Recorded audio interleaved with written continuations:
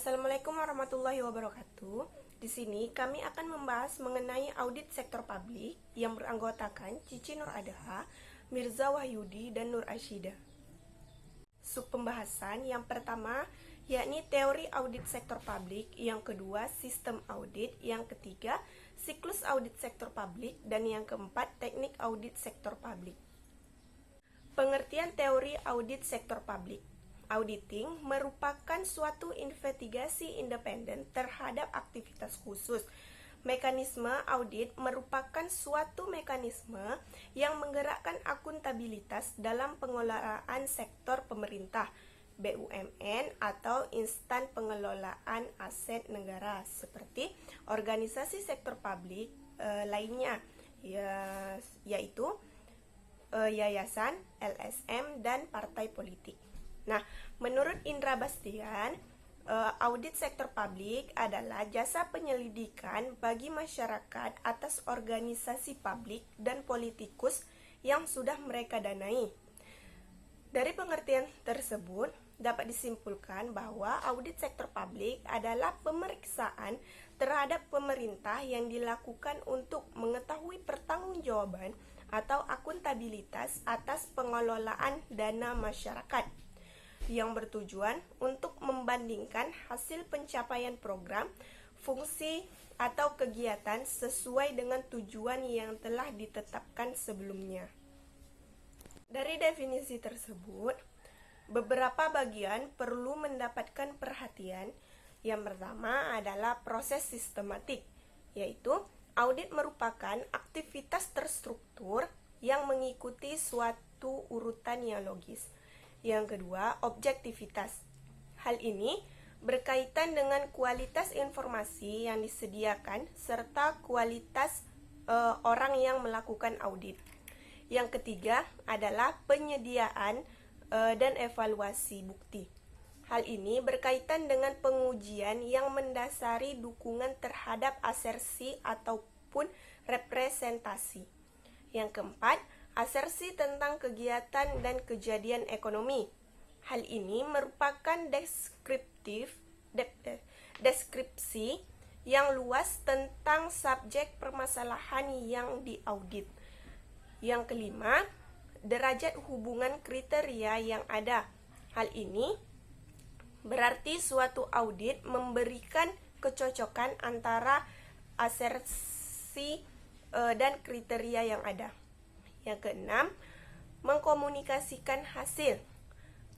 Agar bermanfaat, hasil audit perlu dikomunikasikan kepada pihak-pihak yang berkepentingan. Sistem audit sektor publik. Yang pertama, pemeriksaan siklus pendapatan.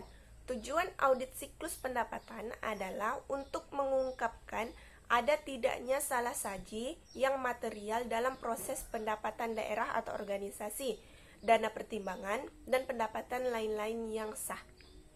Jenis koreksi pembukuan yang harus dilakukan, yang pertama adalah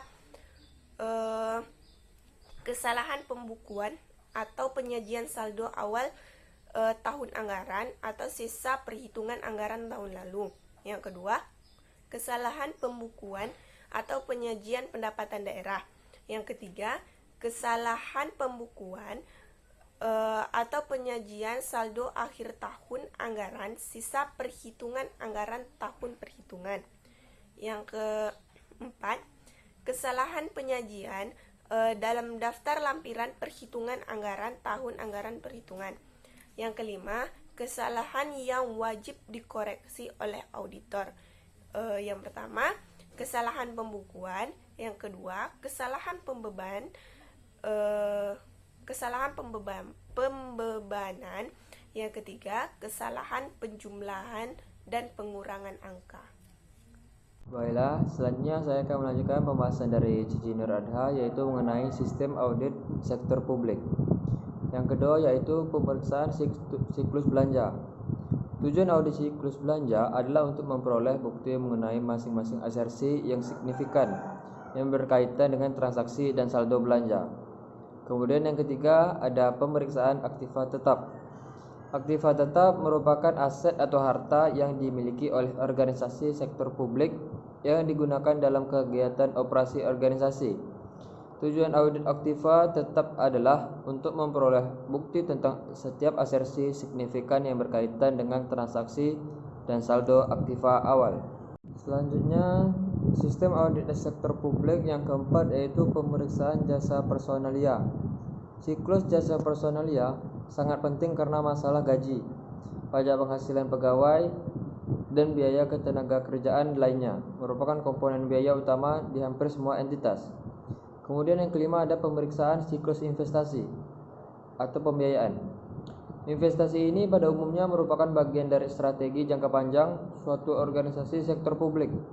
Jangka waktu investasi sementara tidak lebih dari 1 periode akuntansi. Risiko salah saji pada transaksi investasi organisasi sektor publik umumnya rendah karena jarangnya transaksi yang terjadi. Sistem audit sektor publik yang keenam yaitu pemeriksaan siklus saldo kas. Saldo kas berasal dari pengaruh kumulatif siklus belanja, siklus investasi, dan siklus jasa personalia. Tujuan audit saldo kas adalah untuk memperoleh bukti tentang masing-masing asersi yang signifikan yang berkaitan dengan transaksi dan saldo kas.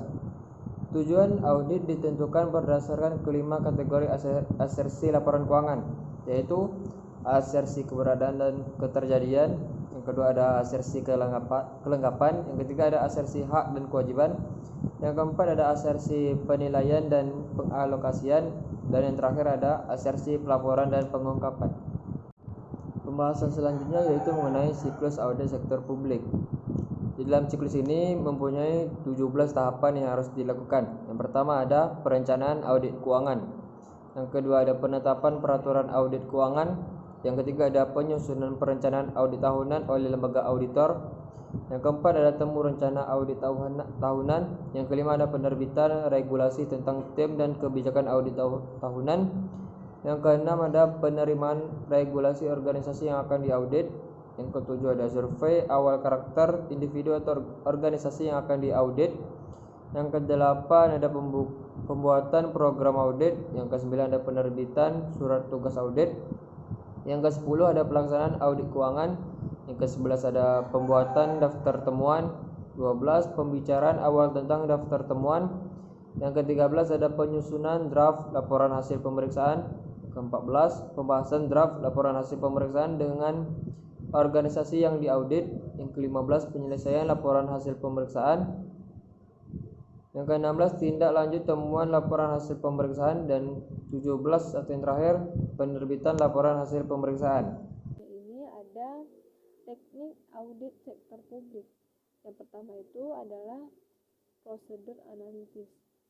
Prosedur analisis terdiri dari penelitian dan perbandingan hubungan di antara data. Prosedur ini meliputi perhitungan dan penggunaan rasio sederhana, analisis fisika atau laporan presentasi, perbandingan jumlah yang sederhana dengan data historis atau anggaran, serta penggunaan model matematis dan sistematik seperti analisis regresi. Selanjutnya itu inspeksi, yaitu meliputi pemeriksaan yang rinci terhadap dokumen dan catatan serta pemeriksaan sumber daya berwujud. Selanjutnya konfirmasi, yaitu bentuk kegiatan keterangan yang memungkinkan auditor memperoleh informasi secara langsung dari sumber independen di luar organisasi sektor publik yang diaudit. Selanjutnya itu permintaan keterangan, yaitu permintaan keterangan secara lisan maupun tertulis oleh auditor.